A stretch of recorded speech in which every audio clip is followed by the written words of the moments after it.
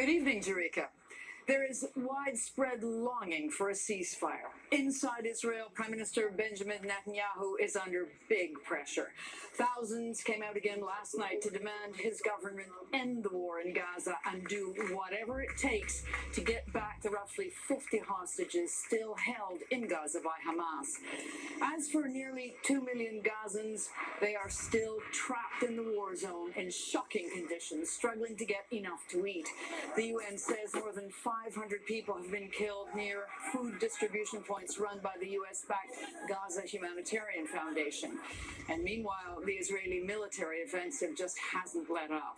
If these talks in Qatar are successful, there will be a 60-day ceasefire to stop the violence, ease the misery, and return some of the remaining hostages alive and dead. But even now, at the 11th hour, both sides are holding out for last-minute concessions.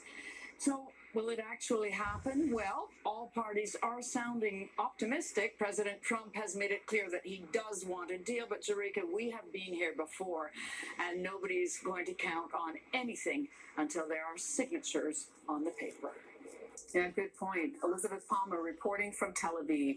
This week, the White House is set to put pressure on our biggest trading partners to sign new tariff deals. CBS's Willie James Enman has the very latest on those deals and what the White House is calling a little bit of progress that's been made. Willie James. Good evening to you, Jerika. The administration has made progress with a few nations, but it's what's happening tomorrow that we're watching closely as President Trump begins sending out tariff notices. The White House is planning to apply, quote, maximum pressure in the rollout of higher tariff rates on U.S. trading partners. We're going to have a combination of letters, and some deals have been made.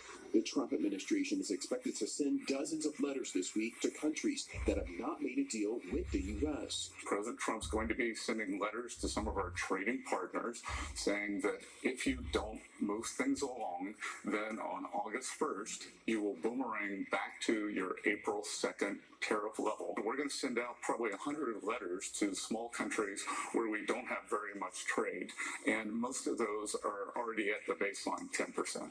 Treasury Secretary Scott Bessent says the administration is primarily focused on nations with the largest trade deficits with the U.S. There are 18 important trading relationships that account for 95% of our deficit, and those are the ones we're concentrating on. Trump's so-called higher